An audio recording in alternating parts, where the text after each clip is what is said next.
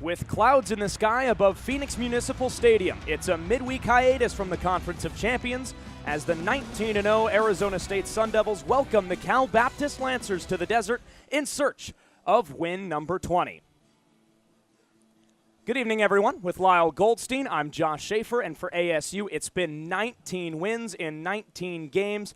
But for ASU, a team that has one of the best offenses in the country, it was the pitching staff that came in clutch situations against Washington State and New Mexico State last week to get ASU 4 wins in 4 games. And now they enter this midweek matchup against Cal Baptist with both the defense and the offense rolling, Lyle. Yeah, absolutely. And you mentioned the pitching. I mean, another great start from Alec Marsh on Friday as they come into today's contest. Top 12 in the nation in the USA Today coaches poll, 10th to be exact. For Alec Marsh, a great start on Friday. But then you look to that bullpen. Eric Tolman, Brady Corrigan, Blake Burzell, Chaz Montoya. Skip's really found a formula with these guys, and they're pitching really, really well, especially for so many of these guys being freshmen. Of course, Tolman, or make that Corrigan the sophomore. But for so many of these guys in the bullpen, it's just been working so well for them. And because of it, ASU's out to one of their best starts in program history. Yes, but for ASU, a midweek matchup away from the Pac-12 conference doesn't necessarily mean a mediocre opponent. Instead,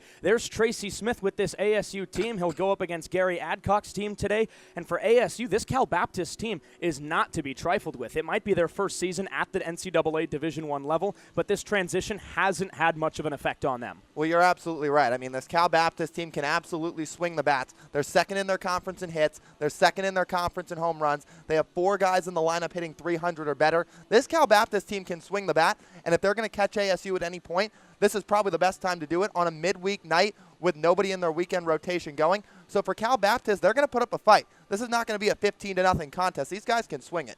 Well, Cal Baptist is 14-6. They started the season 9-0, and what an opportunity for the Lancers to make a name for themselves today, facing off with an ASU team in search of their 20th win of the season. We're back for first pitch and starting lineups after this on Pac-12 Plus.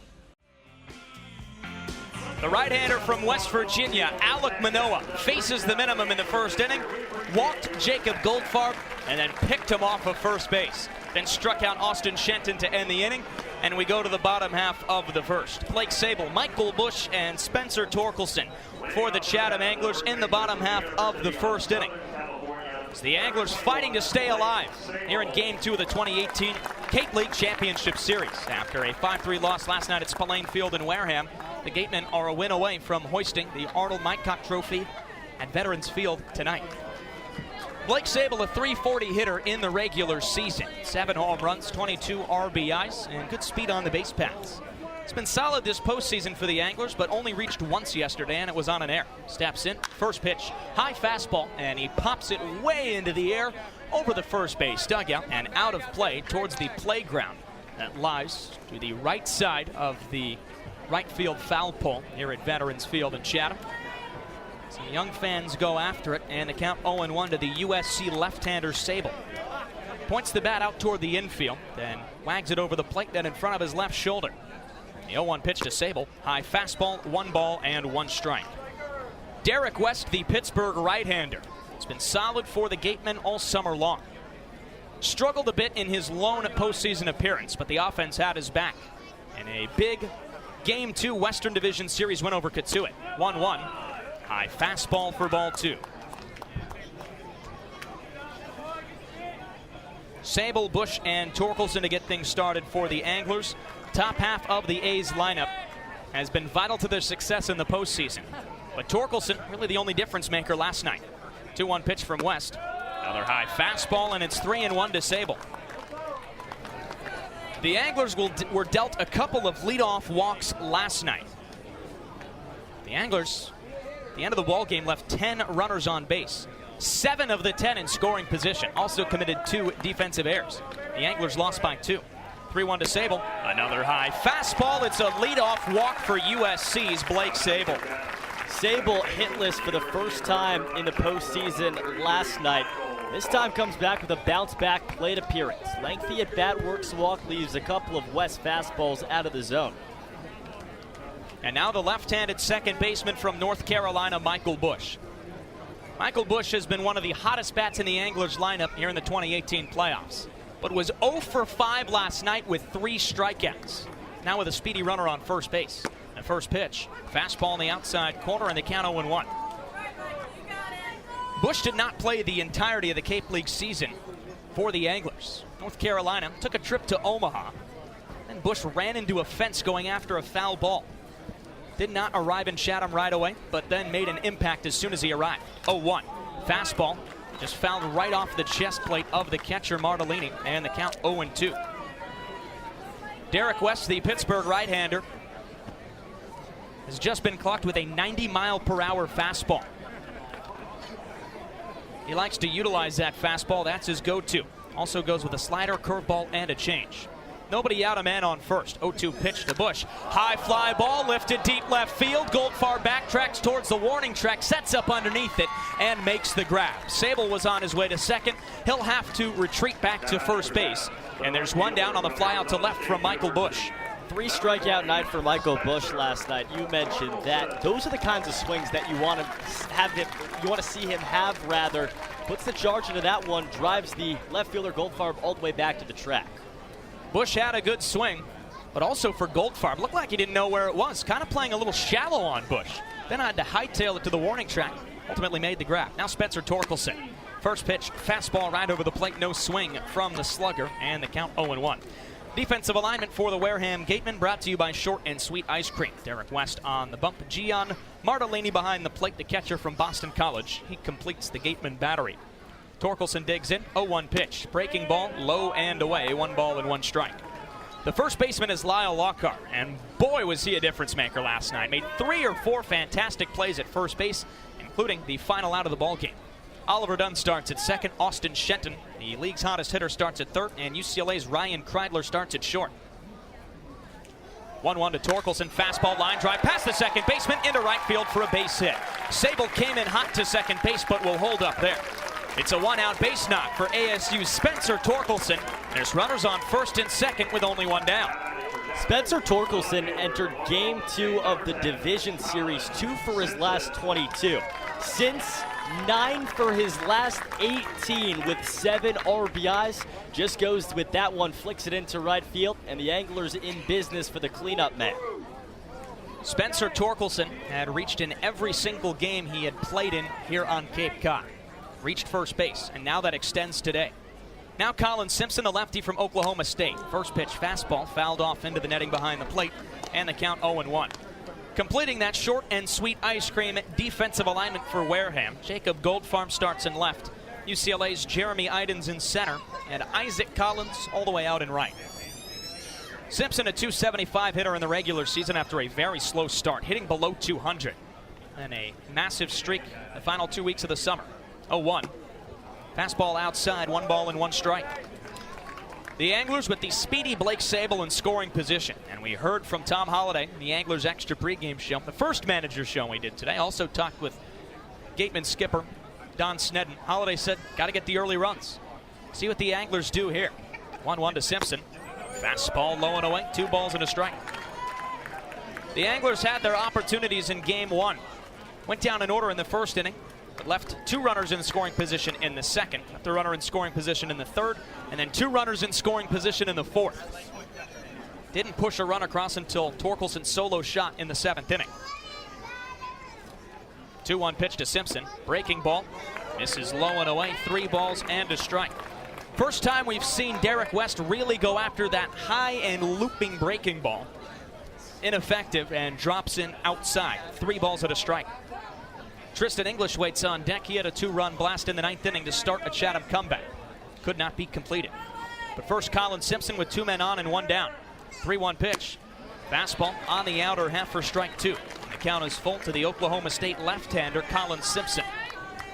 You have to figure Simpson will get another fastball. The last thing West wants to do is load the bases for English. Sable on second. He had the leadoff walk. Torkelson on first after the base hit. And 1 down, payoff pitch to Simpson. Fastball that's nubbed foul right towards the Anglers manager outside the third base dugout. Tom Holliday slowly steps out of the way and then hands the foul ball to one of the Anglers' ball boys. You could call them bat boys. In this scenario, they're a ball boy. 3 balls and 2 strikes to Simpson. Sable on second, Torkelson on first.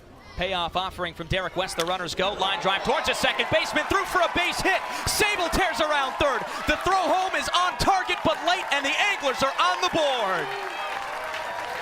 Colin Simpson delivers. It's an RBI base hit to right field. And for the first time in 2018, Chatham has the early lead on the Wareham Gatemen. Simpson 2 for his last 13, entering that at bat. And he said he was going to get a pitch on 3-2. Fought off one, and then drives a fastball through the gap. A pitch that Spencer Torkelson had to avoid. A line drive that whistled right in front of his chest.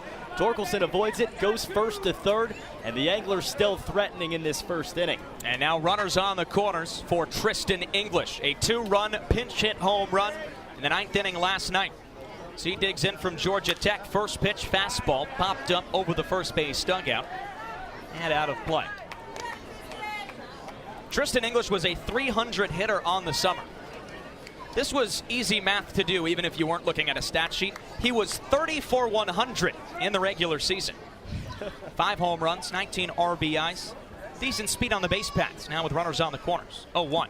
Breaking ball swung on and missed. Strike 2. Pitch low and inside, right on top of his feet. And English swung right after it. Came up empty. It's 0-2 with 1 down. English had the 2-run home run last night as a pinch hitter in the 9th inning, and he did it on a curveball. That time got another hook and loaded up like he wanted to do the exact same thing. Torkelson on third. Simpson on first after the RBI base hit to bring home the opening run in Sable. The 0-2 pitch to English. Popped up in the infield. Second baseman Dunn on the edge of the outfield grass. Makes the grab for out number 2. English retired. There's 2 down for John Rave. Number 3, John Rave. The Anglers on the board here in Game 2 of the 2018 Cape League Championship Series. Including Game 1, the Anglers have met the Wareham Gatemen 5 times in 2018. This is their 6th, and it's the first time the A's have been on the board first. John Rave digs in. First pitch fastball popped up down the left field line. Goldfarb gives chase, as does Shenton, and tracks it in foul territory and just in playable area, right on the left field fence. Hugs it in front of the Anglers' left field bullpen, hauls it in for the final out of the inning. But the Anglers on the board first. 1 run on 2 hits and 2 runners left on base. The RBI base hit from Colin Simpson brings home Sable. It's 1-0 Anglers in Game 2 on the Cape Cod Baseball Network. The Sun Devils to the power play with 5:14 to go here in the second period in Glendale. Welcome back, everybody. The Devils will go to the man advantage for the second time today.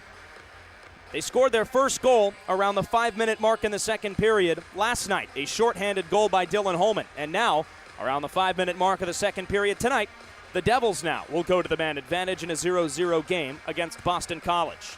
ASU 0 for their last 14 on the power play, trying to change that here.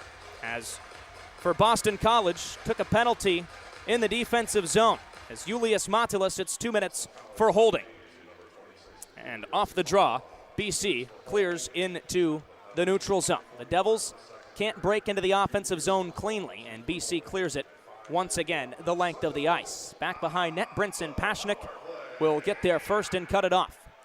For the Devils, the power play unit littered with freshmen.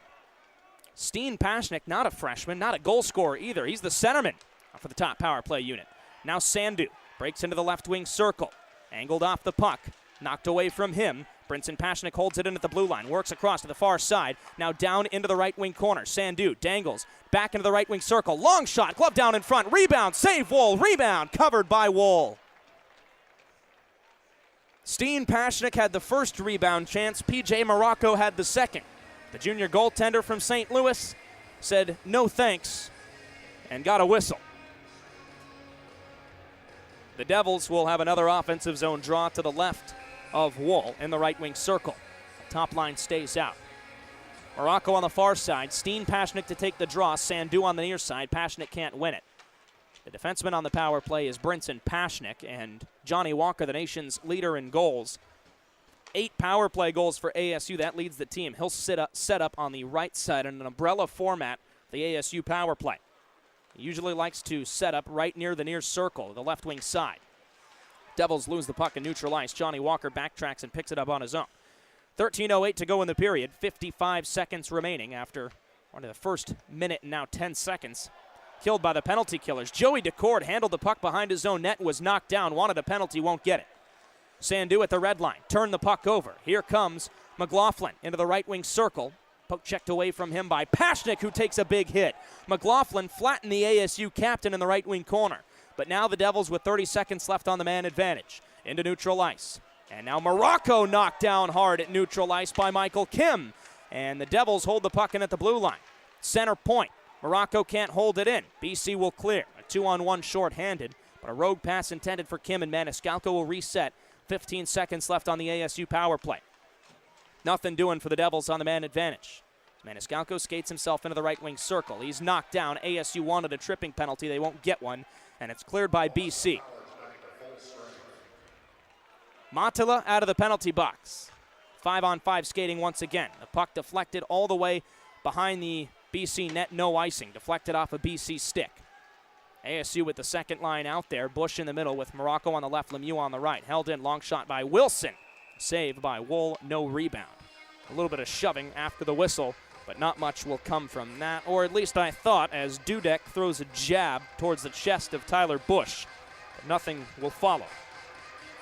11:54 to go here in the second period.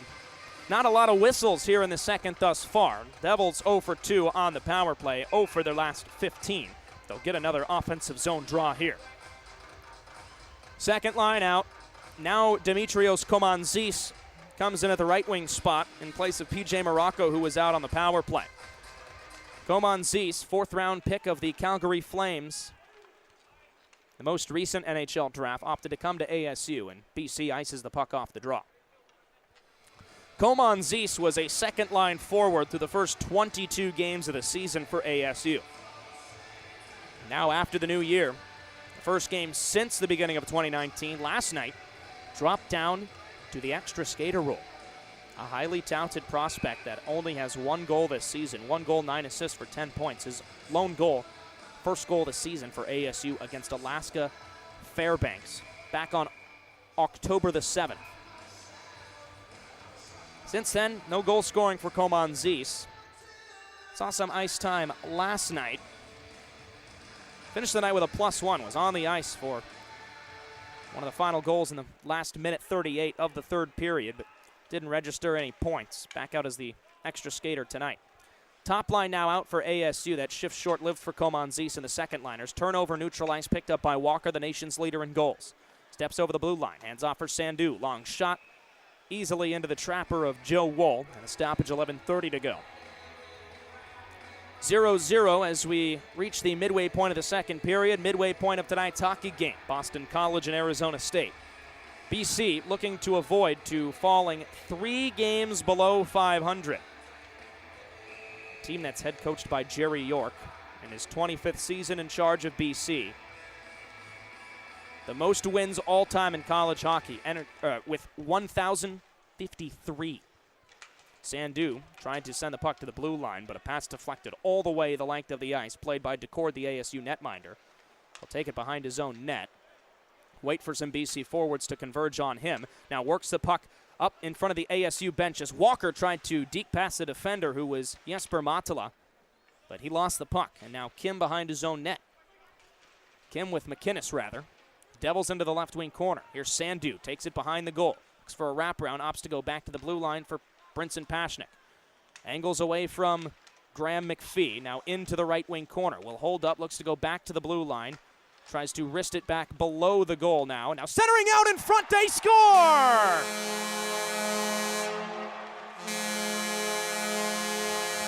Brett Gruber right in front of the net on a fancy feed from Johnny Walker. And the Devils take a 1-0 lead in Glendale. Brinson Pashnik skates into the zone himself, lulls the defense to sleep behind the net, and finally from the right wing corner, lazily wrists the puck behind the net. Johnny Walker picked up the loose change, and in a split second, with his backhand, whacked the puck in front of Joe Wool for the waiting Brett Gruber. And Gruber's one-timer beats the junior goaltender And the Devils lead it 1-0 with 10:45 to go here in the second period.